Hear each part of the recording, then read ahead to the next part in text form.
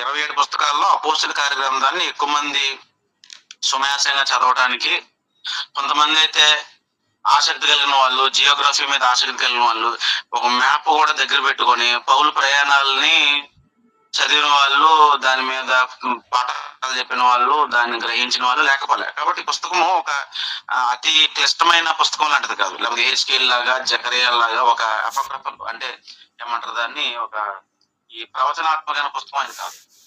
సులువైన పుస్తకమే, కానీ చాలా ప్రాముఖ్యమైన పుస్తకం. అపోస్తల కార్యక్రమం ఎంత ప్రాముఖ్యమైందో, దానిలో చర్చించబడిన అనేకమైనటువంటి ప్రాముఖ్యమైన అంశాలు ఎలా ఉంటాయో, ఆ అంశాలు ఇప్పుడు 2000 సంవత్సరాల తర్వాత మనకి మొదటి శతాబ్దంలో ఆదిమ సంఘములో ఇలా ఉండేది పరిస్థితి అని ఒక తేటైనటువంటి ఒక మోడల్, అంటే ఒక మోడల్ చర్చ్ నీకు కావాలంటే, ఒక మాదిరికరమైనటువంటి ఒక సంఘాన్ని మనం చూడాలంటే దాని పేరేమి, దాని ఆరాధన క్రమం ఏమి, దాని సంఘ నిర్వహణ ఎలాగో, ఎవరు నిర్వహించేవారు, పెద్దలు ఎవరు వగేరా, ఇలాంటి అనేకమైనటువంటి సంగతులతో కూడిన పుస్తకము అపోస్తల కార్యక్రమం. కాబట్టి ఇప్పుడు ఆ పుస్తకాల గురించి మనం ఆలోచించుకుంటూ మొదటిగా అసలు కొత్త నిబంధన మనము అవుట్లైన్ చేసి అప్పుడు లోపలికి వెళ్దాం. మత్తయి సువార్త 28వ అధ్యాయంలో మీరందరూ పాత నిబంధన, కొత్త నిబంధన అనే అవుట్లైన్స్ ఏవైతే ఉన్నాయో వాటిని జాగ్రత్తగా గుర్తుపెట్టుకోవాలి. ఎందుకంటే గ్రంథాన్ని చదవడానికి ఎప్పుడైనా కూడా గ్రంథము ఉదాహరణకి ఎలా ఉంటారంటే, దీన్ని ఈగల్స్ వ్యూ అంటారు. ఈగల్స్ వ్యూ అంటే ఒక గ్రద్ద కిందనున్న అక్కడ ఎప్పుడో కొన్ని 100 మీటర్లో ఉన్న పక్షిని తినడానికి తను రాకముందు తను ఏం చేస్తుందంటే, ముందు తను ఎంత ఎత్తగలదో అంత పైకి వెళ్ళి ముందు సర్వే చేస్తుంది. దాన్ని సర్వే అంటారు. కాబట్టి ప్రస్తుతం ఎప్పుడైనా బైబిల్ చదివేటప్పుడు ఏ క్రైస్తవుడైనా, ఏ బైబిల్ స్టూడెంట్ అయినా చేయాల్సిన పని ఏంటంటే, ముందు గ్రద్దలాగా, పక్షిరాజులాగా ఎత్తైన స్థాయికి వెళ్ళిపోయి బండ మీదకి వెళ్ళి అక్కడి నుంచి ముందు సర్వే చేయాలి. అంటే సర్వే అంటే అర్థం ఏంటంటే, అసలు దీని యొక్క బిగ్ పిక్చర్ ఏంటి, దీని యొక్క అల్టిమేట్ ఏముంటుందని, దాని బ్లూ ప్రింట్ ఏంటి, దాని స్కెల్టన్ ఏంటి అనేది ముందు మనకు తెలియాలి. కాబట్టి పాత నిబంధన ఎలా చూడాలి అనేది మన సోదరులు తెలియజేశారు. మనం ఎన్నిసార్లు మాట్లాడుకున్నాం కూడా. కొత్త వారు లేకపోవచ్చు ఆ సమయంలో 12 కాలాలుగా పాత నిబంధన మనం మాట్లాడాం. జలప్రలయం ముందు కాలం అని, జలప్రలయం తర్వాత కాలం అని, పితరుల కాలం అని, ఐగుప్తు బానిసత్వ కాలం అని, తర్వాత అరణ్య ప్రయాణ కాలం అని, అది అయిపోయిన తర్వాత మరలా ఈ కనాను ఆక్రమణ కాలము, న్యాయాధిపతుల కాలము, రాజుల కాలము, విభాగ రాజ్య కాలము, కాబట్టి ఐక్యరాజ్య కాలము, విభాగ రాజ్య కాలము, ఇలాగ మాట్లాడుకుంటూ లాస్ట్కి వచ్చేసరికి అది నిశ్శబ్ద కాలము, లేకపోతే ఆ చెరకాలము, చరణాంతర కాలము కదా. ఇవన్నీ మీకు తెలిసినవే. ఇలాగ ఎందుకు విడగొట్టారు, ఇదేం పాఠం అంటే, ఆ పాఠం నేర్చుకోవడం వల్ల ఓల్డ్ టెస్టిమెంట్ మీద, సర్వే మీద ఒక అవగాహన వస్తుంది. అలాగే ఇప్పుడు కొత్త నిబంధనలో ఒక పుస్తకంలో మనం వెళ్ళక ముందు, దాని అధ్యాయంలోకి వెళ్ళక ముందు, దానిలో వచనాల్లోకి వెళ్ళక ముందు ఎప్పుడైనా ఏం చేయాలంటే, నేను అక్కడ మాట్లాడిన ఇంట్రడక్షన్ ఎలాగే మాట్లాడాను నేను. కాబట్టి ఏం చేయాలంటే, మొదటగా ఆ నిబంధన యొక్క, ఆ కొత్త నిబంధన 27 పుస్తకాలు ఏవైతే ఉన్నాయో దానిని ఒకసారి మనం సర్వే చేయాలి. అయితే మహాదేవుని గొప్ప మర్మం ఏంటంటే, లేకపోతే ఆయన చిత్రం ఏంటంటే, ప్రభు అయిన యేసుక్రీస్తు నోటి వెంట కొత్త నిబంధన 27 పుస్తకాలకు అవుట్లైన్ ఇవ్వబడింది. ఈ సంగతి నాకు ఎప్పుడు తెలియదు. నాకు ఆయన బోధించినప్పుడు దీన్ని ఇలా కూడా చూడొచ్చునా అనిపించింది. అదే అలాంటి ఒక అద్భుతమైన అధ్యాయము మరియు వచనం ఏదంటే, మత్తయి సువార్త 28వ అధ్యాయంలో మనకు తెలియకుండానే ప్రభు అయిన యేసు మాట్లాడిన మాటల్లో ఏం కనబడుతుందంటే, మొత్తం 27 పుస్తకాల యొక్క అవుట్లైన్ నీకు అక్కడ ఇచ్చాడు ఆయన. అంటే అందులో ఉండేటువంటి ద మెయిన్ థ్రస్ట్ ఏంటి, ఆ మెయిన్ మెసేజ్ ఏంటి అనేది అందులో ఉంది. కాబట్టి మత్తయి సువార్త 28వ అధ్యాయంలో 18 నుంచి నేను చదువుతాను, జాగ్రత్తగా గమనించండి. అయితే యేసు వారి యొద్దకు వచ్చి, పరలోకమందును భూమి మీదను నాకు సర్వాధికారం ఇవ్వబడింది. కాబట్టి మీరు వెళ్ళి సమస్త జనులను శిష్యులుగా చేయండి. తండ్రి యొక్కయు, కుమారుని యొక్కయు, పరిశుద్ధాత్మ యొక్కయు నామములోనికి వారికి బాప్తిస్మం ఇచ్చుచు, నేను మీకు ఏ ఏ సంగతులను ఆజ్ఞాపించుతున్నానో వాటినన్నిటిని గైకొనవలెను వారికి బోధించింది. ఇదిగో నేను యుగ సమాప్తి వరకు సదాకాలము మీతో కూడా ఉన్నానని వారితో చెప్పాను అనే ఈ 4 స్టేట్మెంట్స్ లో కొత్త నిబంధన 4 భాగాలుగా విభజించబడింది. కొత్త నిబంధన 4 భాగాలు విభజించబడింది. ఎలాగో మామూలుగా మనం విభజించుకున్న తీరు ఏంటంటే సువార్త, అది కొంతమంది సువార్తలు అంటారు అనకూడదు, సువార్త రచనలు, సంఘ చరిత్ర, పత్రికలు, ప్రకటన గ్రంథం అని ఓ 4 ముక్కలుగా మనం విడగొట్టుకుంటాం. ఇంకా కొంతమంది అయితే పత్రికలను కూడా 2 భాగాలు చేసి సాధారణ పత్రికలని, పౌరు పత్రికలని వేరువేరుగా మాట్లాడుతుంటాం. కానీ అది మానవులు అంటే దైవ ప్రేరేపితులు కాని చేసిన అవుట్లైన్ అది. కానీ దైవము లేకపోతే పునరుద్ధారణ ప్రభు చెప్పేశాడు కొత్త నిబంధనలో ఏమంటారు, ఏం చెప్పాడంటే ఆయన మొదటిగా, ఇదిగో యేసు వారి ఎద్దుకు వచ్చి పరలోకమందును భూమి మీద సర్వాధికారం ఇవ్వబడింది. అది మొదటి మాట. పరలోకమందు భూలోకమందు నాకు సర్వాధికారం ఇవ్వబడింది. రెండు కాబట్టి మీరు వెళ్ళి సమస్త జనులను శిష్యులుగా చేయండి, తండ్రి యొక్కయు కుమారుని యొక్కయు పరిశుద్ధాత్మ యొక్కయు నామం నుండి వారికి బాప్తిస్మం ఇచ్చు. కాబట్టి వారిని శిష్యులుగా చేయాలి మొదట, ఆ తర్వాత వారికి బాప్తిస్మం ఇవ్వాలి. మూడవది 20వ నేను మీకు ఏ ఏ సంగతులు ఆజ్ఞాపించుతున్నావు వాటినన్నిటినీ గైకొన్న వాళ్ళని వారికి బోధించండి. అంటే ప్రభు ఏమైతే అపోస్తులకు ఆజ్ఞాపించారో ఆయన నేరుగా ఆజ్ఞాపించినవి, పరిశుద్ధాత్మ ద్వారా ఆజ్ఞాపించింది. నేను ఏమైతే ఆజ్ఞాపించానో వాటిని ఏం చేయాలి, వారికి బోధించండి. ఎవరినైతే శిష్యులుగా చేస్తామో, ఎవరికైతే తండ్రికి కుమారునికి పరిశుద్ధాత్మ నామం బాప్తిస్మం ఇస్తారో వాళ్ళు, వారికి నేను మీకు ఏ సంగతులు ఆజ్ఞాపించానో వాటన్నిటిని వారికి బోధించండి. ఏమని బోధించాలి, గైకొన్న వాళ్ళని బోధించాలి. కాబట్టి క్రిస్టియానిటీ అనేది ప్రాక్టికల్ వే అది, అంతే తప్ప వినడానికి, చెప్పుకోవడానికి, పంచుకోవడానికి మాత్రం కాకుండా.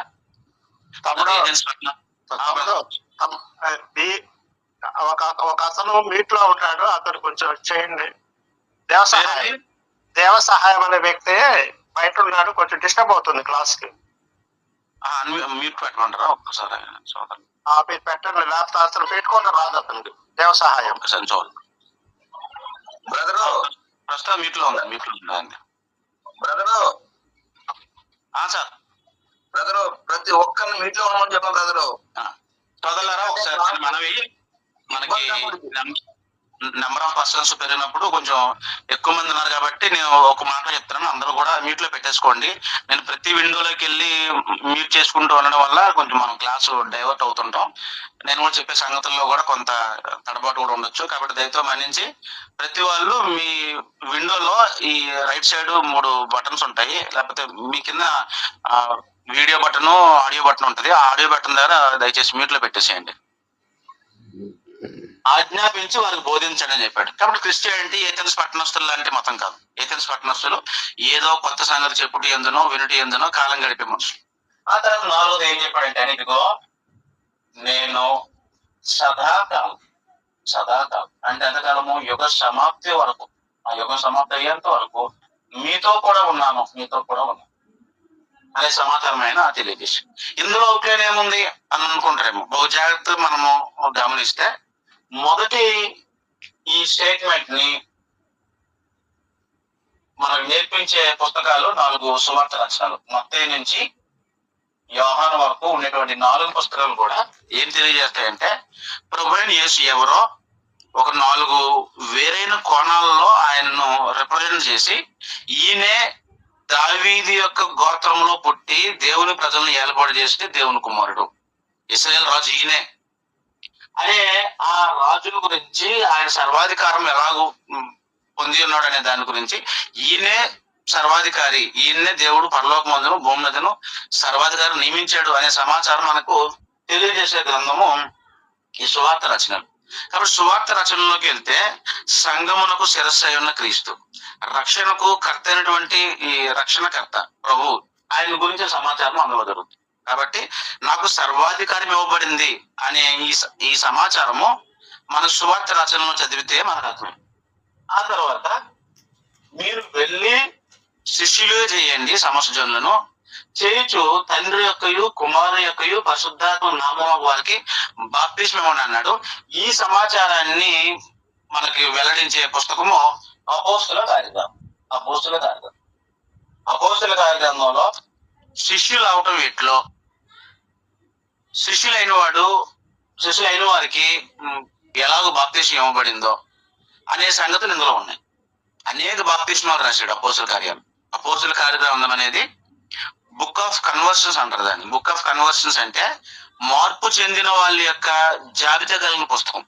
అందులో అంటే అందరూ లేకపోయినా చాలా మంది వెల్ నోటెడ్ సంగతులన్నీ పరమదేవుడు ఒక 10 ఎగ్జాంపుల్స్ రాయించాడు, 10 సంఘటనలు రాయించాడు, 3000 మంది ఇలా వగేర అనేక మంది గురించి రాయించాడు. కాబట్టి మనం చూడబోతాం. అప్పుడు శిష్యులుగా చేయటము బాప్తిస్మం ఇవ్వడానికి అనే సంగతి నీకు కావాలంటే అపోస్తుల కార్యగ్రంథంలో ఉంటది. ఆ తర్వాత ఈ క్రైస్తవులు అయిన వారికి ప్రభువైన యేసు చేత ఆజ్ఞాపించబడినవి, మీరు ఇలా బ్రతకాలి, ఇలా జీవించాలి అంటే how to become a Christian అనేది అపోస్తుల కార్యాలు చెప్తుంది. How to live like a Christian అనేది పత్రికలు చెప్తాయి. మళ్ళీ చెప్తున్నాను ఈజీ గుర్తుపెట్టుకోవడానికి. How to become a Christian, క్రైస్తవుడు ఒకట ఎట్లు అనేది అపోస్తుల కార్యక్రమం చెప్తుంది. క్రైస్తవుడుగా జీవించుట ఎట్లు అని ఒకళ్ళు అడిగితే దానికి ఇదిగో 21 పత్రికలు మా కళ్ళ ముందు రావాలి. 21 పత్రికలు పరమదేవుడు రోమిల్ రాసిన పత్రిక నుంచి యోధ రాసిన పత్రిక వరకు క్రైస్తవుడు ఇలా ఉండాలి, ఇలా జీవించాలి, వాడి మాట ఎలా ఉండాలి, వాడి చర్యలు ఎలా ఉండాలి, వాళ్ళ వివాహాలు ఎలా ఉండాలి, వాళ్ళ సంబంధ బాంధవ్యాలు ఎలా ఉండాలి, భార్యలు ఎలా ఉండాలి, భర్తలు ఎలా ఉండాలి, పిల్లలు ఎలా ఉండాలి, ఇలా అన్ని కోణాల్లో జీవమునకును భక్తికి కావాల్సిన సమస్తమైన వాటిని పరమదేవుడు అన్ని పొందుపరిచాడు.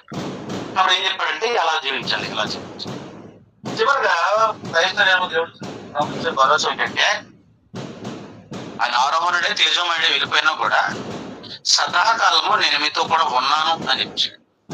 అది ప్రకటనలో ఇచ్చే సందేశం. ప్రకటనలో ఇచ్చే సందేశం ఏంటంటే పరిస్థితులు నీకు ఎలా కనబడినా, ఎంత గడ్డుగా కనబడినా, లేకపోతే నీకు ఏదో వింత సంభవించినట్లు నీ మీదకి వచ్చే శ్రమలు అగ్ని వంటి మహాశ్రమల్లా కనబడినా కూడా నువ్వు ఈ సూత్రాన్ని ఎప్పుడు మర్చిపోకూడదు. ఏంటంటే సదాకాలము నేను మీతో కూడా ఉన్నాను.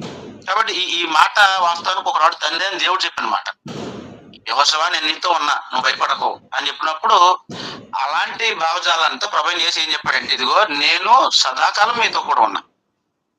కాబట్టి నరమాతులు నన్నేం చేయగలరని ఒక మంచి ధైర్యంతో చెప్పగల వాళ్ళలాగా మనం ఉండడానికి ఆయన ఇచ్చినటువంటి వాగ్దానమే మనకి అద్భుతమైనటువంటి ఆధారం అన్నమాట. ఏంటంటే నేను మీతో పాటు ఉంటా సదాకాలం అని అనడానికి అది ప్రాక్టికల్ గా తెలియజేసిన పుస్తకము ప్రకటన గ్రంథం.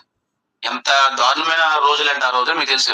ప్రకటన గ్రంథంలో నిజంగానే ఇంత జరుగుతుంటే భూమి మీద క్రైస్తవులు ఇంత ఓచకోత కోయబడుతుంటే మా రాజు ఉన్నాడంటారా, అసలు మా రాజు మాతో ఉన్నాడా, మాకు తోడుగా ఉన్నాడా అనే అపనమ్మకం కలిగిన వాళ్ళందరికీ కూడా ప్రకటన సందేశం ఏంటంటే నేను మీతో పాటు ఉన్నాను.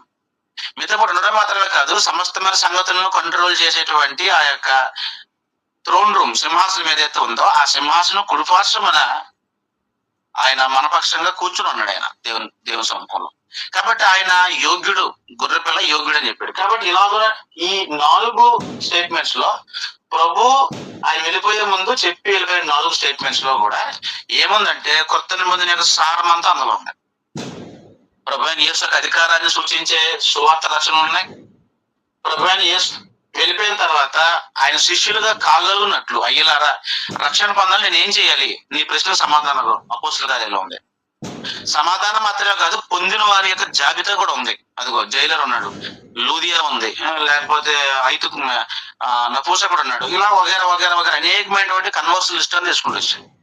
సరే నేను క్రైస్తుడు అయ్యాను, నేను క్రైస్తుడుగా బ్రతుకుటి ఎట్లు, నేను ఎలా జీవించాలి, నేను ఏ విషయం ఎలా ఉండాలి అనేవాడికి ఏం చెప్పాడంటే దేవుడు ఏది కూడా మనం వదిలి పెట్టలేదు. మన ఏమంటారు దాన్ని మనం సొంతంగా దాన్ని కనిపెట్టాల్సిన అవసరం లేదు. ఆయన ఏం చెప్పాడంటే నీకు నేను ఏ సంగతులు మీకు ఆజ్ఞాపించుతున్నావో వాటన్నిటిని గైకొన్న వాళ్ళని మీరు వారికి బోధించండి. అలాగే చివరిగా ఒక అద్భుతమైన సంగతి ఏంటంటే నేను మీతో పాటు ఉన్నానని చెప్పాడు. కాబట్టి ఇప్పుడు మనం చూడబోయే పుస్తకం ఇది. ఏది? సమస్త జనులను శిష్యులుగా చేయుడి, తండ్రి యొక్కయు కుమారుని యొక్కయు పరిశుద్ధాత్మ నామమున వారికి బాప్తిస్మం ఇచ్చుచు. కాబట్టి ఈ కార్యక్రమాలు అంటే గ్రేట్ కమిషన్ అంటే మహా గొప్పదైన ఆజ్ఞ అంట తెలుగులో. మహా గొప్పదైన ఆజ్ఞ ఏదంటే 70 మందిని ఇశ్రాయేల్ దేశంలోకి పంపి ఇద్దరిద్దరంగా పంపి ఇశ్రాయేల్లో నశించిన గొర్రెలకు వెళ్ళి పరలోకాన్ని సమీపించి చెప్పండి అని చెప్పేది మహా గొప్ప ఆజ్ఞ కాదు. అది లిమిటెడ్ కమిషన్ అంటారు. దాన్ని లిమిటెడ్ కమిషన్ అంటే ఆ ఆజ్ఞకు కొంచెం లిమిట్స్ ఉన్నాయి. మీరు సమరయుల గ్రామాలకు వెళ్ళకూడదు సుమా, ఇస్రాయేల్లో నశించిన గొర్రెలకి వెళ్ళాలి. కాబట్టి లిమిటెడ్ గా మాట్లాడిన మాటలు అవి. 12 మందిని పంపినప్పుడు అదే చెప్పాడు, 70 మందిని పంపిన అదే చెప్పాడు. కానీ ఇప్పుడు తాను తిరిగి లేచిన తర్వాత, ఆయన మరణము, ఆయన సమాధి, ఆయన పునరుద్ధానం 3 జరిగిపోయిన తర్వాత ఇప్పుడు ఇచ్చేటువంటి యొక్క కమిషన్, ఈ ఆజ్ఞ ఏదైతే ఉందో అది మహా గొప్ప ఆజ్ఞ. దాని యొక్క బౌండరీస్ ఎంతవరకు ఇచ్చాడంటే, మీరు సర్వ సృష్టికి వెళ్ళిపోవాలి, సర్వ సృష్టికి సువార్త చెప్పాలి. నమ్మి బాప్తిసం పొందిన వాడు రక్షించబడతాడు, నమ్మని వానికి శిక్ష విధించబడతాడు. కాబట్టి ఈ గ్రేట్ కమిషన్, ఈ మహా గొప్పదైన ఆజ్ఞ ఎలాగూ కార్యరూపం దాల్చిందో తెలియజేసే పుస్తకమే అపోస్తలుల కార్యక్రమం. అది యెరూషలేము మొదలుకొని భూ దిగంతాల వరకు ఆకాశం కింద ఉన్న సమస్త సృష్టికి సువార్త ఎలాగెళ్ళిందో మనకి ఇచ్చేటువంటి చారిత్రక గ్రంథము అపోస్తలుల కార్యక్రమం. అపోస్తలుల కార్యక్రమం ఒక హిస్టరీ బుక్. అది వాస్తవానికి పాత నిబంధన ఎలాగైతే మొదట ధర్మశాస్త్రము, ఆ తర్వాత చరిత్ర. అది ఎవరి చరిత్ర? ప్రాచీన యూదుల చరిత్ర. కొత్త నిబంధన కూడా సేమ్ అదే ప్యాటర్న్ లో మొదట ప్రభువుని గురించి 4 రచనలు రాయబడ్డాయి. ఆ తర్వాత ఏమైందంటే ఒక చరిత్ర. ప్రభువుని అంగీకరించిన విధం ఏంటిది, వారు బాప్తిసం పొందిన విధం ఏంటిది, వారు సువార్త ఎలా చేశారు, వగేర అనేక సంగతులు, ఏ ప్రాంతం మొదలుకొని ఏ ప్రాంతం వరకు ఆ యొక్క మహా ఆజ్ఞను వాళ్ళు ఎలా నెరవేర్చారనే ఈ సంగతులన్నీ తెలియజేసే పుస్తకము అపోస్తలుల కార్యక్రమం. అయితే వాస్తవానికి అపోస్తలుల కార్యక్రమం ఎప్పుడు చదివినా కూడా మనం దాన్ని ఒక పుస్తకం అనేది చదవకూడదు. అది వాస్తవానికి 2 పుస్తకాలు. అంటే అది ఒకటే 2 పుస్తకాలు అనట్లేదు నేను. LUKE Luke, ACTS acts. వాస్తవానికి ఈ రెండింటిని కలగలిపి ఒక పుస్తకం అంటారు పండితులు. ఎవరైనా ఈ నేటికి బైబిల్ పండితులు ఏమంటారంటే, లూక్ యాక్ట్స్ అంటే అర్థం ఏంటంటే లోకాసువార్త కార్యగ్రంథము 2 కలిపి ఒకటి యొక్క రచనే ఒక పుస్తకమే. కానీ అది వాల్యూమ్స్ లో విభజించబడింది. వాల్యూమ్ 1 లోకాసువార్త, వాల్యూమ్ 2 అనేటట్లుగా మనకు విభజించబడింది. కానీ మామూలుగా అయితే ఆ 2 ఒక పుస్తకమే. 2 ఒక పుస్తకమే, లేకపోతే 2 ఒక పుస్తకంలో మనం ఎప్పుడైతే ఫీల్ అవుతామో అప్పుడు మనకి ఏమర్థం అవ్వాలంటే, లోకాసువార్త 1:1 వచనం యొక్క ఆ పరిచయమే 2 పుస్తకాలకు అదే పరిచయం. కాబట్టి 2 పుస్తకాలకు ఇంట్రడక్షన్ అంటే పూర్వము గ్రేకో రోమన్ వరల్డ్ లో ఉత్తరాలు రాసేటప్పుడు రాసే ఎవరైనా కూడా రాయినది ఎవరో చెప్తాడు, రాసేది ఎవరికో చెప్తాడు, 100 వచనాలు చెప్పి ప్రారంభిస్తుంటారు. ప్రారంభించి సంగతులు రాయబడుతుంటాయి. అందులో కోడెక్స్ ఉంటుంది. కోడెక్స్ అంటే ఇలా చుట్టబడిన చుట్టల్లో ఈ సంగతులు పేపర్స్ మీద సంగతులు రాయబడుతుంటాయి. కాబట్టి ఇప్పుడు నేనేమంటానంటే, మీరు లోకాసువార్తని అపోస్తలుల కార్యగ్రంథాన్ని చదివేటప్పుడు మొట్టమొదటిసారిగా లోకాసువార్త 1 చదవాలి. చదివితే ఏమవుతుందంటే అక్కడ ఉద్దేశం ఏదో ఆ ఉద్దేశమే లోకాసువార్త ఉద్దేశము, ఆ ఉద్దేశమే కార్యగ్రంథం ఉద్దేశం. కాబట్టి ఇప్పుడు ఈ పుస్తకం యొక్క ఉద్దేశం అంటే ఇంగ్లీష్ లో పర్పస్. పరమదేవుడు పరిశుద్ధాత్మ ప్రేరణతో పరిశుద్ధ ప్రవక్తల చేత ఈ లేఖనాలు రాయించినప్పుడు ప్రతి పుస్తకానికి లేదా ప్రతి భాగానికి కూడా పుస్తకానికి కూడా ఒక ఉద్దేశం ఉంటుంది. గ్యారంటీ. ఉద్దేశం లేకుండా దేవుడు ఎప్పుడు ఏదో రాయించడు, ఊరకనే రాయించడు. లేకపోతే మనిషి యొక్క బుర్రలో ఏదో రాయాలని ఆలోచన పుట్టింది కాబట్టి రాయించడు. ఆయన ఒక పుస్తకాన్ని రాశాడంటే అది ఈవెన్ ఒక అధ్యాయంతో కూడిన ఫిలోమోన్ రాసిన పత్రిక అయినా ఉద్దేశం ఉంటుంది, 28 అధ్యాయాలతో కూడిన అపోస్తలుల కార్యగ్రంథానికైనా కూడా ఉద్దేశం ఉంటుంది. కానీ ప్రత్యేకంగా చెప్పాను కదా, ఇది 2 పుస్తకాలు ఇవి. కాబట్టి 24 చాప్టర్స్ ప్లస్ 28 చాప్టర్ మొత్తం 52 అధ్యాయాలకి ఒకే ఒక ఇంట్రడక్షన్ ఉంటుంది అన్నమాట. అంటే ఒకే ఉద్దేశం ఉంటుంది. ఏంటయ్యా నీ ఉద్దేశం అంటే, లోక తాను స్వయంగా చెప్పాడు. సువార్త అంటే ఈ బైబుల్ లేఖికుల్లో కొంతమంది లేఖికులు అంటే కొన్ని పుస్తకాల్లో ఉద్దేశం మనకి ఈజీగా దొరికిపోద్ది, కొన్ని పుస్తకాలకు ఉద్దేశం దొరుకుతుంది. ఉదాహరణకి ఉద్దేశం చాలా ఈజీగా దొరికే నెంబర్ 1 బుక్ యోహాను సువార్తని బైబిల్ కాలేజీలో యూనివర్సిటీలో కొత్త నిబంధన ప్రారంభించినప్పుడు మొదట యోహాను సువార్త మొదలు పెడతారు. ఎందుకంటే యోహాను సువార్త రచయిత ఏం చేశాడంటే ఉద్దేశం చెప్పేశాడు, నేను ఇందుకు రాసే పుస్తకం అని చెప్పాడు. అలాంటి పుస్తకాలు లోకా కూడా యోహాను తర్వాత నేను ఇందుకు రాసే పుస్తకం అన్నాడండి. యోహాను ఎందుకు రాశాడు చెప్పాడు, యేసు దేవుని కుమారుడని క్రీస్తుని మీరు నమ్మునట్లు నమ్మి ఆయన నామమున జీవం పొందని నేను రాశాను అని ఆయనే ఉద్దేశం చెప్పిన తర్వాత మనకి ఇంకా దాని ఉద్దేశం ఏంటి అని గ్రంథంలో మనం ప్రాపడాల్సిన అవసరం లేదు. ఉద్దేశం చెప్పేసాడు డైరెక్ట్. అలాగే ఇప్పుడు లోకా యాక్ట్స్ లేకపోతే లోకాసువార్తకు కార్యగ్రంథానికి ఈ అతిపెద్ద ఈ వాల్యూమ్ కు ఉద్దేశం ఏమయ్యింది? ఇది రాయటం వెనక, ఈ వైద్యుడైన లోక రాయటం వెనక పరిశుద్ధాత్మ ఏ ఉద్దేశంతో ఆయన చేత సంగతులు రాయించాడంటే, ఇప్పుడు లోకాసువార్త 1వ అధ్యాయానికి వెళ్తే మనకు కనబడదు. లోకాసువార్త 1వ అధ్యాయంలో ఉద్దేశం ఈ ఉద్దేశమే మనం చదవబోయే తదుపరి పుస్తకం కూడా అదే ఉద్దేశం. ఎందుకంటే 2 పుస్తకాలు ఒక ఆయనకే రాశాడు. లోకాసువార్త 1వ అధ్యాయము 1వ వచనంలో ఘనత వహించిన తెయోఫిల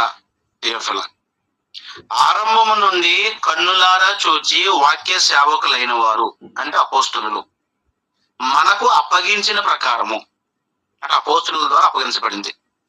మన మధ్యను నెరవేరిన కార్యములను గూర్చి అంటే ప్రభువైన యేసును గూర్చిన సంగతులు చారిత్రకంగా వారి మధ్య నెరవేరినాయి కానీ ఇట్స్ నాట్ ఏ మైథాలజీ. అంటే ఇది ఒక పుక్కిడి పురాణం కాదు, ఇతిహాసం కాదు, లేకపోతే కాకమ్మ కథలు కాదనమాట. మన మధ్యన నెరవేరిన కార్యములు, ఫుల్ఫిల్డ్ యాక్టివిటీస్ అన్నమాట. అవన్నీ కూడా పాత నిబంధనలో చేయబడిన సంగతులు మన మధ్య నెరవేరాయి. అంటే కాల చరిత్రలో జరిగినాయి అనమాట. అవన్నీ చరిత్రకు అందింది. ప్రభువుని యేసు యొక్క చరిత్రకు అందింది. అంతేగాని చరిత్రకు అందని ఒక ఊహ కాదు.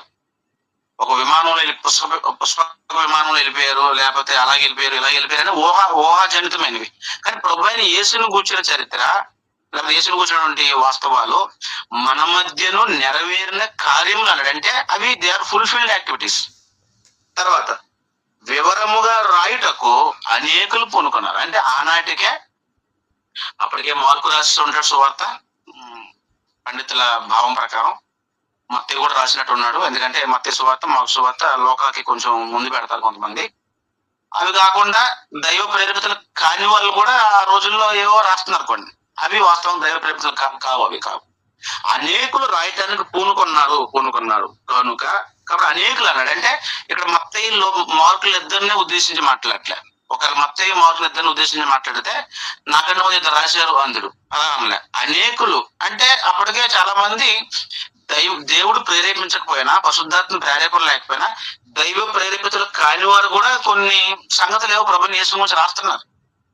వాటిని ఏమంటారంటే స్యూడోగ్రాఫ్ అంటారు. అంటే దైవ ప్రేరేపితం కాని బుక్స్ అవి. వాటిని మనం లేఖనాల పరిధిలోంచి తీసేయాలి. వాటిని చాలా రకరకాల స్టోరీస్ ఉన్నాయి. నేటికి అవి చాలా మందిలో ఉన్నాయి. ప్రభువైన యేసు ఇలా పుట్టాడని, హిమాలయాల్లోకి వెళ్ళాడని ఇవన్నీ రాశారు. ఇవి ఎవరు చెప్పాడు నీకు? పరిశుద్ధాత్మ నేను ప్రేరేపించాడా? నేను ప్రేరేపించలే. పరిశుద్ధాత్మ ప్రేరేపించకపోయినా వాడు ఊహాజనితమైనటువంటి ఊహలతో రాశాడు. ఇప్పుడు లోక ఏమంటాడంటే అనేకులు రాసిన ఇప్పుడు నేనేం చేయబోతానంటే ఒక చరిత్రకారుడిగా నీకు ఉపదేశింపబడిన సంగతులు అంటే థియోఫిలా అనే ఈ మహా ఘనత వహించిన ఆయనకు ప్రభువు నుంచి ఉపదేశించబడింది అనమాట. అంటే పూర్వము సువార్త వ్యాపకం ఎలా జరిగిందంటే ధనికులు, పేదలు, స్త్రీలు, పురుషులు, తర్వాత జాతి భేదం లేకుండా ప్రతి వానికి ఉపదేశం జరిగింది. కాబట్టి మహాఘనత వహించండి అర్థమైందనమాట. Definitely is government official. పూర్వము మహాఘనత వహించిన లేకపోతే ఘనత వహించిన అనే పదజాలాలు ఎవరికైనా ఉపయోగించారంటే గ్యారెంటీగా వ్యక్తి is one of the government official. అంటే అతను ప్రభుత్వపు ఒక అధికారి. అతను గవర్నర్ అవ్వచ్చు, ఫెలిక్స్ లాగా, ఫేస్ట్ లాగా ఒక గవర్నర్ అవ్వచ్చు, లేకపోతే అగ్రిప్ప లాగా ఏదైనా ఒక రాజకీయం ఉండొచ్చు, లేదు అట్లీస్ట్ గవర్నమెంట్ పొజిషన్ లో ఒక పోస్ట్ అయినా అయి ఉండొచ్చు. కాబట్టి ఆయన ఏమన్నాడంటే ఈ ఘనతమైన థియోఫిలాకు ఉపదేశించబడ్డ సంగతులు నిశ్చయముగా జరిగినవని నీవు తెలుసుకోవటానికి, అది ఉద్దేశం. అది థియోఫిలా ఈ సంగతులు నిశ్చయముగా జరిగాయని నీవు తెలుసుకోవటానికి నువ్వు చెప్తే నాకు తెలియదు ఏమిటయ్యా, చాలా బుక్స్ ఉన్నాయి కదా, ఆల్రెడీ యేసుప్రభు కోసం చాలా బుక్స్ ఉన్నాయి కదా, ఉన్నాయి, అనేకులు రాయడానికి పూనుకున్నారు. కానీ నేను కూడా నీవు తెలుసుకోవడానికి వాటన్నిటిని గుర్తుపెట్టుకోండి. ఆ నెక్స్ట్ లైన్ జాగ్రత్తగా గమనించండి. మొదటి నుండి అర్థమైంది అనమాట. ఆయన పుట్టుక ప్రారంభం నుంచి చాలా జాగ్రత్తగా ఒక చరిత్రకారుడు ఎలాగైతే ఒక అబ్రహాం లింకన్ చరిత్ర నువ్వు రాయాలంటే ఏం చేయాలి? అమెరికా పోయి ఆయన పుట్టినటువంటి ఊర్లో వెళ్ళి మొత్తం ఆయన తాలూకు మూలాలు, ఆయన తాలూకా ఫోర్ ఫాదర్స్ ఎవరు అన్ని కనుక్కొని కదా రాయాలి. అలాగున ప్రభువుని గురించి రాయటానికి పరిశుద్ధాత్మ ప్రేరేపితుడై ఒకవైపు ఒక హిస్టోరియన్ గా, అంటే ఒకవైపు మానవ లోక యొక్క ఇన్వెస్టిగేషన్, ఒకవైపు అతని యొక్క ఏమంటారు దాన్ని, నమ్మదగినటువంటి ఏమంటారు దాన్ని, కనుగోడం మరొక వైపు నుంచి కనుగొనే ఈ హిస్టోరియన్ కి, ఈ లోకా గారికి, ఈ యొక్క క్రైస్తవుడిగా మారిన అన్యుడికి పరిశుద్ధాత్మ యొక్క ప్రార్థన. పరిశుద్ధాత్మ ప్రేరేపితుడే ఏం చేశాడంటే ఆయన మొదటి నుండి తరచి పరిష్కారముగా తెలుసుకొని ఉన్న నేను అంటే దీని బట్టి మనకి ఏమర్థమవుతుందంటే, దైవ ప్రేరేపిత రచనలు రాసిన వాళ్ళు ఒక గదిలో కూర్చొని పరిశుద్ధాత్మ డిక్టేట్ చేస్తుంటే రాసిన వాళ్ళు కాదనమాట. నేను ఒకప్పుడు అలా అనుకున్నవాడిని. పరిశుద్ధాత్మ ఆ వ్యక్తికి డిక్టేట్ చేస్తూ ఉంటాడు, ఆ డిక్టేట్ చేస్తుంటే మనసు రాసుకుంటూ పోతాడేమో అనుకున్నాను. కానీ it is not a case of inspiration. Inspiration ఎలా జరిగింది? ఇన్స్పిరేషన్ అంటే ఈ దైవ ప్రేరేపితం ఎలా జరిగిందంటే, పరమదేవుడు మానవుని యొక్క స్వేచ్ఛను అడ్డుకోలే. లోక యొక్క ఇన్వెస్టిగేషన్ జరుగుతూనే ఉంది. ఏం జరుగుతుంది? అసలు ప్రభు పుట్టినాటి పరిస్థితులు ఏంటి, ఆయన ఎలా పుట్టాడు, ఏంటి, తన తల్లిని మరి ఏంటి, ఆమెకి ఎవరితో మాట్లాడారు, ఏం చెప్పారు వగేరే అన్ని, సుమయ్య ఆమెతో ఏం చెప్పాడు, తర్వాత ఎలిజబెత్ ఏం పలికింది, ఇవన్నీ మొదటి నుండి తరచి పరిష్కారముగా కనుగొని రాయటానికి ఆయన ఒకవైపు అనుకుంటే, పరిశుద్ధాత్మ ప్రేరణతో, పరిశుద్ధాత్మ సహకారంతో దాన్ని తప్పులు లేకుండా రాయగలిగాడు ఆయన. మళ్ళీ చెప్తున్నా, పరిశుద్ధాత్మ ప్రేరణ వలనే ఒక వ్యక్తి తప్పులు లేకుండా రాయగలడు. దైవ సహాయం లేకుండా కేవలం మానవుని యొక్క ఎఫర్ట్ పెడితే గ్యారెంటీగా బైబుల్ తప్పులు తడకవుతుంది. కానీ బైబుల్ ఎందుకు ఈ రోజున కాంట్రడిక్షన్స్ లేవంటే, ఎందుకు బైబుల్ అసంబద్ధాలు లేవంటే, బైబుల్ ఒకవైపు హ్యూమన్ ఎలిమెంట్ ఉంది, మరొక వైపు డివైన్ ఎలిమెంట్ కూడా ఉంది. అంటే ఒకవైపు మానవుని యొక్క ప్రయాస, మరొక వైపు దైవికమైనటువంటి ప్రేరేపణ, సహాయం. ఈ రెండు కలగలిపి ఒక వ్యక్తి రాస్తే ఆ పుస్తకము తప్పులు లేని ఒక అద్భుతమైన పుస్తకంగా రాయబడుతుంది. ఇప్పుడు లోక ఏం చేశాడంటే, తనకు చరిత్రకారుడిగా, తనకు వైద్యుడు, at the same time historian గా ఏం చేశాడంటే, అసలు మొదటి నుండి తరచి పరిష్కారంగా కనుగొని రాయాలని ఫిక్స్ అయ్యాడు. తర్వాత ఇంకెలా అన్నాడంటే, నేను నీ పేరట వాటిని గురించి వరుసగా రాయాలనుకున్నాడు. వరుసగా అర్థం ఏంటనమాట, నీట్ గా సంఘటన వెనకాల సంఘటన అలాగన ప్రభు అయిన యేసు యొక్క ఆరంభం, లేకపోతే శరీరధారిగా ఉన్న ఆరంభం మొదలుపెట్టి ఆయన పరమునకు చేర్చుకొనబడిన దినము వరకు ఈ మొదటి గ్రంథాన్ని ఆయన రచించాడు. ఈ రచనల్లో నాకు తెలిసి మత్తయి, మార్కు కంటే కూడా ఎక్కువ ఇన్ఫర్మేషన్ మనకు లోకాలు దొరుకుతుంది.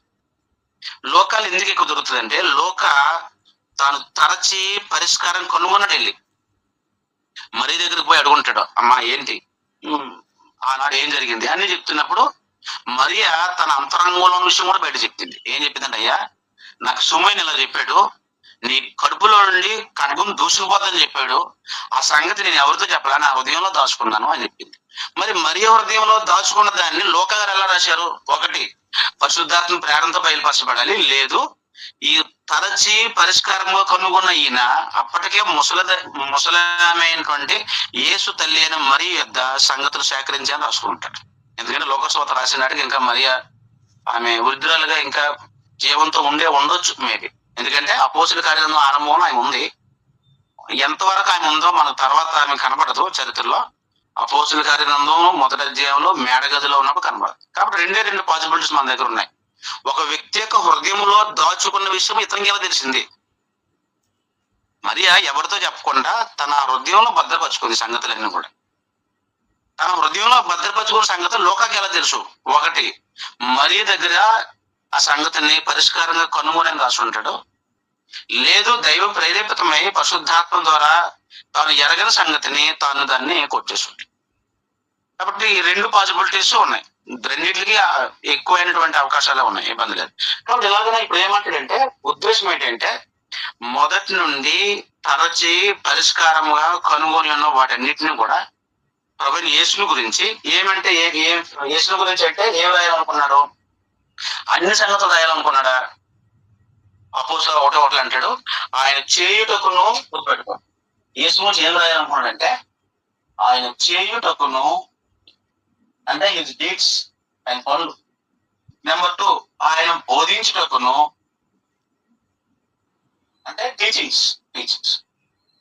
ఆయన చేసినవి, ఆయన బోధించినవి అన్ని వరుసగా రాయాలని ఆయన నిర్ణయించుకొని ఈ రంగంలో దిగాడు.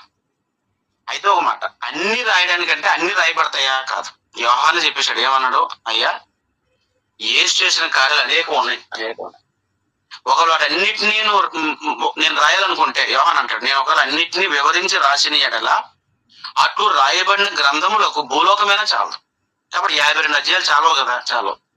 మరి ఏంటయ్యా నువ్వు ఆయన చేయుటకును బోధించుటకును ఆరంభించిన వాటన్నిటిని గురించి నా మొదటి గ్రంథం రాశానన్నావు, మరి అన్ని లేవు కదా అంటే, అన్ని అని కాదు. ఆయన దైవ ప్రేరేపితుడై తాను ఆ పుస్తకం ద్వారా ఏం ప్రూవ్ చేయాలనుకున్నాడో, యేసు మనుష్య కుమారుడు అనే అంశము లోకాసువార్తలో రాయబడింది. గ్రీకులకు రాయబడింది ఆ పుస్తకం, లేకపోతే గ్రీక్ ఆడియన్స్ కు రాయబడింది. కాబట్టి ఏం చెప్పాడంటే, అపోస్తల కార్యంలో 1:1 మనం లోకాసువార్త చెప్పుకోవట్లేదు, కానీ ఈ ఇంట్రడక్షన్ మీకు అర్థమైతేనే 2 పుస్తకాల యొక్క ఉద్దేశం మనకు అర్థమవుతుంది. లేకపోతే ఉద్దేశం అర్థమవుతుంది కానీ దైవిక ఉద్దేశం మనకు అర్థం కాదు. మన ఉద్దేశాలతో పుస్తకం అర్థమైతే మన ఉద్దేశాలుగానే ఉంటుంది తప్ప అది న్యాయం చేయలేము. మనము లేఖనాలను వక్రీకరించిన వారు అవుతాం. అపోస్తల కార్యంలో 1:1 మాట్లాడాడు, ఓ థెయోఫిలా, యేసు తాను ఏర్పరుచుకున్న అపోస్తలులకు పరిశుద్ధాత్మ ద్వారా ఆజ్ఞాపించిన తర్వాత, మహా గొప్పదైన ఆజ్ఞ ఇచ్చడానికి ఆజ్ఞాపించిన తర్వాత, ఆయన పరమునకు చేర్చుకొనబడిన దినం వరకు, అంటే మొదటి పుస్తకం ఎంతవరకు అనమాట? ఆయన యొక్క ఆరోహణం అయ్యేంత వరకు, పరమునకు చేర్చుకొనబడిన దినం వరకు ఏం రాశాను? ఆయన చేయుటకును బోధించుటకును ఆరంభించిన వాటిని అన్నిటిని గూర్చి నా మొదటి గ్రంథాన్ని రాసింది. కాబట్టి ఆయన ఉద్దేశం ఏంటంటే, మొదటి గ్రంథాన్ని రాయడం ఉద్దేశం ఏంటంటే, ప్రభువైన యేసు చేయుటకును బోధించుటకును ఆరంభించిన వాటన్నిటిని గురించి రాసి. ఇప్పుడు నేను ఏమంటానంటే, ఒక డయాగ్రామ్ గీస్తే మీకు ఈజీగా అర్థం. ఒకవేళ ఫాలో అవుతున్నారు కదండి, సౌండ్ ఏం ఇబ్బంది లేదు కదా? ఓకే బాగుంది. ఓకే, ఒకసారి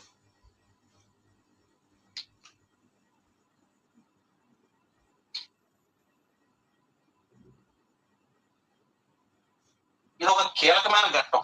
ఏంటంటే అది ఆయన ఆరోహణం. ఆయన ఆరోహణమై దేవుని కృపాసన సింహాసనాసం మీద ఆరోహణం అనేది కీలకమైన అంశం అనుకోండి. ఇటువైపు ఒక భాగం, ఇటువైపు ఒక భాగం. ఇటువైపు లోకాసువార్త, ఇటువైపు అపోస్తల కార్యక్రమం. ఇప్పుడు ఈ థెయోఫిలాకి ఏమి రాశాడంటే, లోకాసువార్త రాసినప్పటికీ ఘనత వహించిన థెయోఫిలా అన్నాడు. కానీ అపోస్తల రాసినప్పటికీ ఓ థెయోఫిలా అన్నాడు. మళ్ళా సౌండ్ ఇన్వెస్ట్ తోటగా తిరిగినప్పుడు ఆరోహణము అనేది సెంట్రల్ పాయింట్ అన్నమాట. అది డివైడింగ్ లైన్. ఏం చేశాడు మొదట ఘనత వహించిన థెయోఫిలా అన్నాడు. ఇక్కడేమో ఓ థెయోఫిలా అన్నాడు. ఏం జరుగుంటది మార్పు? ఏం జరుగుంటదో ఇంట్రడక్షన్ చెప్పినప్పుడు ఒకసారి విన్న వాళ్ళు తెలిసిన సమాచారమే. ఘనత వహించిన అనే పదము వాస్తవానికి సహోదరుల మధ్యలో, అంటే క్రైస్తవుల మధ్యలో, క్రీస్తు ప్రభువును జన్మించిన వారి మధ్యలో ఇలాంటి టైటిల్స్ ఉండవు. అంటే డాక్టర్, రెవరెండ్, బిషప్ ఇలాంటివన్నీ కూడా టైటిల్స్ ఉండవు.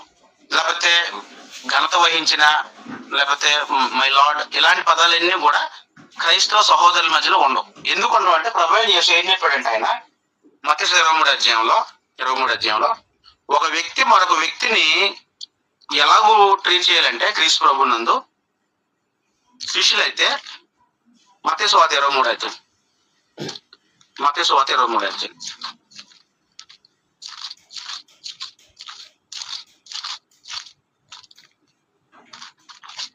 7లో ఇలా రాయబడింది, లేకపోతే 8లో, మీరైతే బోధకులని పిలువబడవద్దు.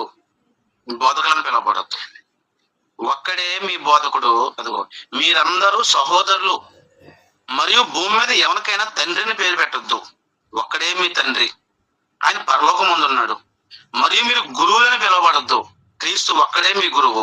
కాబట్టి ఎలా ఉండాలన్నమాట? మనం అందరం కూడా సహోదరులుగా ఉండాలి, మనం తగ్గించుకుని ఉండాలి. కాబట్టి థెయోఫిలా ఉపదేశం పొందిన తను ఒక జన్మించిన బాప్తిజం పొందిన వ్యక్తి అయితే ఈ ఘనత వహించిన అనే ఒక పదజాలంతో ఒక వ్యక్తి మరొక వ్యక్తిని పిలవడం అనేది క్రీస్తు ప్రభువులో ఉండదు. కాబట్టి ఘనత వహించిన తెయోఫెలా అని రాసినప్పటికీ, లోకాసువార్త అందుకున్నప్పటికీ ఆనాటికి తెయోఫెలా అయిన ఆయన ఇంకా ప్రభువుని గురించి ఉపదేశం పొందుతున్నాడు. ప్రభువుని గురించి యొక్క పుస్తకం కూడా ఆయనకు రాయబడింది. కానీ ఈ పుస్తకం అతను ఎంతో మార్పు తీసుకొచ్చిందంటే, లేకపోతే యేసుని కూర్చున్నటువంటి సంగతి ఉన్నట్టుగా అతనికి బోధించబడినప్పుడు అలాగూ నేర్చుకున్న ఆయన ఎంతటి మార్పు చెందాడంటే, ఆ ఘనత వహించిన అతను ఇప్పుడు ఆయన ఏమన్నాడు, ఓ తెయోఫెలా అన్నాడు. అంతే. లోకా గారు అంటే ఏం జరిగి ఉండొచ్చు? ఒకనాడు ఉన్న ఉద్యోగం మరోసారి లేకపోయినా ఉండాలా? లేదు. ఒకనాడు క్రీస్తు ప్రభువులో లేడు, ఆయన ఉపదేశం జరిగింది, ఆయన లోకాసువార్త లేకపోతే దేవుని క్రీస్తుని గురించి ఉపదేశం బోధించబడింది. ఇప్పుడు ఏం జరిగింది? లోక తెయోఫెలాని ఓ తెయోఫెలా అన్నాడు. అంటే ఒక సామాన్యుని పిలుపుతో పిలిచాడు, ఒక సహోదర బాంధవంతో పిలిచాడు. ఘనత వహించిన అన్నాడంటే అర్థమేంటి అనమాట? ఒక హెచ్చైన స్థాయి. కాబట్టి ఈ రెండు పుస్తకాల్లో మన అతని పేరులోనే గమనిస్తే ప్రభు యొక్క జీవిత గాథ, ప్రభు యొక్క చారిత్రక వాస్తవము ఆ జీవితాన్ని మార్చి ఘనత వహించిన తెయోఫెలా కాస్త ఓ తెయోఫెలా అయ్యాడు. ఇకపోతే తెయోఫెలా అన్నప్పుడు ఇంగ్లీష్ లో లేకపోతే గ్రీక్ లో థియోఫెలోస్ అనే ఈ పదానికి థియోస్ ప్లస్ ఫిలియోస్ అనే రెండు పదజాలాలతో అది కలగలిగిన పదం. థియోస్ అంటే దేవుడు, ఫిలియోస్ అంటే ప్రేమించడం. కాబట్టి దేవుణ్ణి ప్రేమించేవాడు లేకపోతే దేవుడు ప్రేమించేవాడు, లవర్ ఆఫ్ గాడ్ అని ఉంటది ఇంగ్లీష్ లో. అయితే లవర్ ఆఫ్ గాడ్ అంటే దేవుణ్ణి ప్రేమించేవాడు అని అర్థం థియోఫెలస్ అంటే.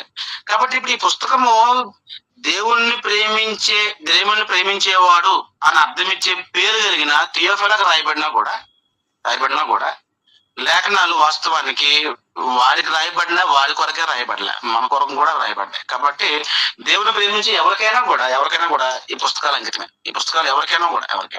కాబట్టి ఎనీ ఆడియన్స్ దాన్ని చదివితే నువ్వు దేవుని ప్రేమించేవాడు అయితే, నువ్వు దాన్ని చదివితే ఏమవుతుందంటే, అంటే ఒక స్కెప్టిక్ గా కాకుండా, అంటే దానిలో తప్పులు పట్టాలి, దానిలోంచి ఏదో క్రిస్టియానిటీ మీద బురద జల్లాలని కాకుండా, నువ్వు నిజంగానే దేవుని ప్రేమించి దాన్ని చదివితే ఘనత వహించిన వాడు కాస్త సామాన్యుడు అయిపోతాడు, ఘనత వహించిన వాడు కాస్త సహోదరుడు అవుతాడు మనకి. అలాంటి పెనుమార్పు తీసుకొచ్చింది అనమాట ఈ పుస్తకం. కాబట్టి ఏం చెప్పాడంటే, మొదటి లోకాసువార్తలో ఏమి ఉద్దేశం అంటే ఏమి చర్చించబడింది అందులో ఉద్దేశము, శరీరధారి అయిన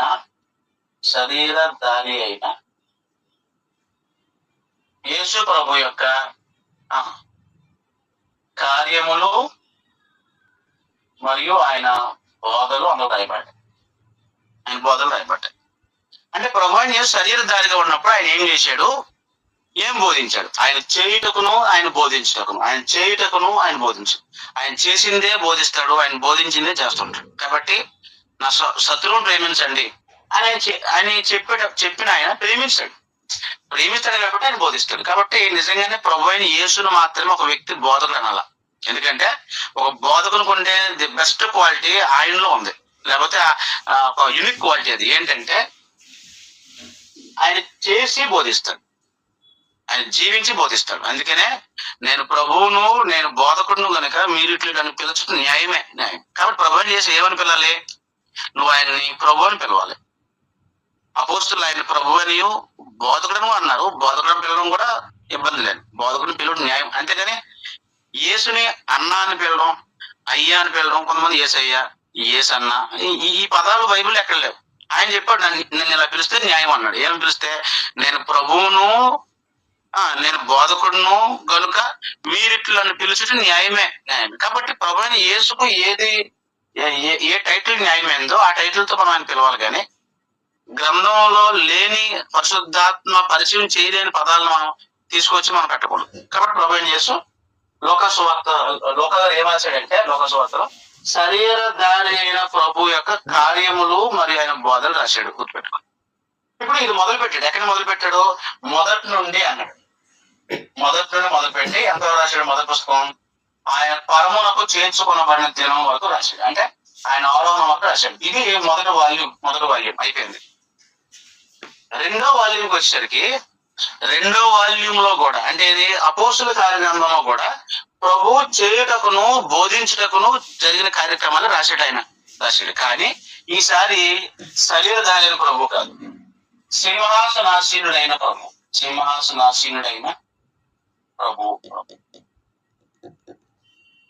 అపోస్తుల కార్యగ్రంథంలో కూడా ప్రభు చేసినవి, ప్రభు బోధించినవి ఆయన రాశాడు. ఆ సంగతులు థియోఫిలాకి వెళ్ళాలని రాశాడు. అయితే ఈసారి శరీరధారి అయిన ప్రభు యొక్క చర్యలు, శరీరధారి అయిన ప్రభు యొక్క బోధలు కాకుండా సింహాసనాసీనుడైన ప్రభువు పరిశుద్ధాత్మను పంపి అపోస్తుల ద్వారా, గుర్తుపెట్టుకోండి, అపోస్తుల ద్వారా చేయించినటువంటి కార్యములు మరియు బోధలు అందరూ రాయించారు. మీకు నిజంగా ఈ డయాగ్రామ్ లేకపోతే ఈ కాన్సెప్ట్ మీకు అర్థమైతే ఓహో ఇదా ఈ పుస్తకం ఉద్దేశం అని ఈజీగా అర్థమవుతున్నాను. ఆ పుస్తకం ఎందుకు రాశాడు థియోఫిలాకి లోక రెండు వాల్యూమ్ ఎందుకు రాశాడంటే, ప్రభు అయిన యేసుని గురించి అనేకులు రాశారు. నేను కూడా రాయడానికి పూనుకున్నా, కానీ నేను ఎలా పూనుకున్నానంటే మొదటి నుండి తరచి పరిష్కారంగా కనుగొని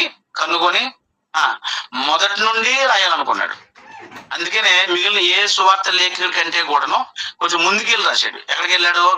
అసలు ఆయన కంటే 6 నెలల ముందు పుట్టినటువంటి యోహాను గారి జన్మ దగ్గర మొదలుపెట్టి ఒక్క లోకా గారు మాత్రమే చారిత్రకారుడిగా మనకు కనబడతాడు. అంటే అతని పుస్తకాల్లో ఎక్కువ ఈ కైసరు పేర్లు, లేకపోతే రాజుల పేర్లు, లేకపోతే గవర్నర్స్ పేర్లు ఇవన్నీ ఉంటాయి. గల్లియోను అకయకు అధిపతిగా ఉన్నప్పుడు అంటాడు, లేకపోతే ఫేలిక్స్ ఇలాంటి, ఎందుకంటే ఒక చరిత్రకారుడిగా రాశాడు. అంటే క్రిస్టియానిటీ లేకపోతే క్రీస్తు ప్రభు అనే ఆయన ఒక చరిత్ర పురుషుడు ఆయన, అంతేగాని మానవ కల్పితం కాదు. మొన్న ఆయన ఇటీవల యూట్యూబ్ లో ఎక్కువ మంది దాడి చేస్తున్నారు ప్రభు మీద. ఆయన ఎవరో పెద్ద ముసలాతను అంటాడు యేసు ప్రభు కల్పితం ఆయన ప్రూవ్ చేయలేరు, ఎవరు కల్పితం ఆయన అన్నాడు. కల్పితమా? నిజంగా కల్పితం అయితే ఈయన ఒక ఫూలిష్ అవుతాడు, ఒక మూర్ఖుడు అవుతాడు ఈయన. ఎందుకంటే తరచి పరిష్కారంగా కనుగొని రాశాడు. ఒక హిస్టోరియన్ కనుగోకుండా రాసి చరిత్ర పుస్తకం అంటే ఎవరు నమ్ముతాడు దాన్ని? ఆయన ఎంత చరిత్ర రాశాడంటే కైసర్ ఔగుస్తు కాలంలో ఎన్నో ఏడు వాళ్ళకి జనసంఖ్య రాయబడిందో అన్ని రాశాడు. కాబట్టి నిజంగా ఎవడైనా లోకసువార్తని చరిత్ర ఆధారాలతో, అంటే ఆనాటి చరిత్రతో టైటిల్ చేసి చదివితే నిజంగా లోకాన్ని ఆయన నిజంగా అద్భుతమైనటువంటి కరెక్ట్ గా, అంటే యాక్యురేట్ గా ఇచ్చాడు అనమాట. డేటా అంతా ఎంత యాక్యురేట్ గా ఇచ్చాడంటే అర్థమేంటి అనమాట, ఇది నిజంగానే చరిత్రలో జరిగిన వాస్తవమే. అంటే క్రీస్తు ప్రభు వాస్తవము, క్రైస్తవ్యం కూడా వాస్తవం. ఈ రెండు కూడా వాస్తవాలే గాని ఈ మతము ఏదో కల్పితమే. లక్ష్యమించండి, ఈ మార్గము కల్పితం కాదు. ఈ మార్గాన్ని ఆరంభించిన ప్రభు, దానికి మూలమైన ఆయన ఏదో కల్పితం కాదు. కాబట్టి లోక ఏం చేశాడంటే ఇదిగో ఆయన కార్యాలయం బోధన. అపోస్తలుల కార్యం వచ్చి ఏం చేశాడంటే మరలా ఆయన కార్యాలయం బోధన రాశాడు కథనట్లే. కానీ ఈసారి ఆయన శరీరంతో ఉండి చేసిన కార్యాలు, ఆయన శరీరంతో ఉండి చేసిన బోధలు కాకుండా ఆయన శరీరాన్ని విడిచిపెట్టి పరలోకంలో దేవుని కృపాసం ఉన్నప్పుడు పరిశుద్ధాత్మను పంపి, యేసు యొక్క ఆత్మ అన్నాడు. అందుకని దాన్ని యేసు యొక్క ఆత్మ, పరిశుద్ధాత్మ అంటే మరొక సినోనిమ్, మరొక పర్యాపదం ఏంటంటే యేసు యొక్క ఆత్మ. పరిశుద్ధాత్మను పంపి ఏం చేశాడు? అపోస్తుల ద్వారా మరలా భూమి మీద కార్యములు బోధలు ఏం జరుగుతున్నాయో మొత్తం రాయించాడు. అంటే ఒక మాట చెప్పాలంటే ఇదేమో భౌతికమైనటువంటి దేవంతో జరిగిన పనులు, ఇక్కడేమో ఆత్మ సంబంధమైనటువంటి శరీరమైన సంఘం ద్వారా జరిగిన పనులు, లేకపోతే అపోస్తుల ద్వారా జరిగిన పనులు. అంటే ప్రభువైన యేసు మరణం వరకు పనిచేశాడు, మరణం తర్వాత ఇంకా ఆయన పని అయిపోయింది అని అన్నాక లేదమ్మా, అలా అనకూడదు. ఆయన మరణం వరకు పనిచేశాడు. మరణం తర్వాత కూడా ఆయన తన ఆత్మ సంబంధమైన శరీరమైన సంఘం ద్వారా పనిచేస్తున్నాడు. ఈ పని ఇంకా ఆగలే. అందుకనే అపోస్తుల కార్యం 20 అధ్యాయము అనుకోని ముగింపు వచ్చింది అక్కడ. అంటే ఒక ప్రాపర్ ముగింపు లేదు ఆ పుస్తకానికి. అంటే ఎక్కడితో ఆపేసాడు లోక అంటే ఈ యొక్క ప్రభు కార్యాలు అంతం లేదు ఇది. అంటే ప్రభు వచ్చేంత వరకు కూడా ఆయన భౌతికమైన శరీరంలో పని జరిగి వెళ్ళిపోయాడు ఆయన.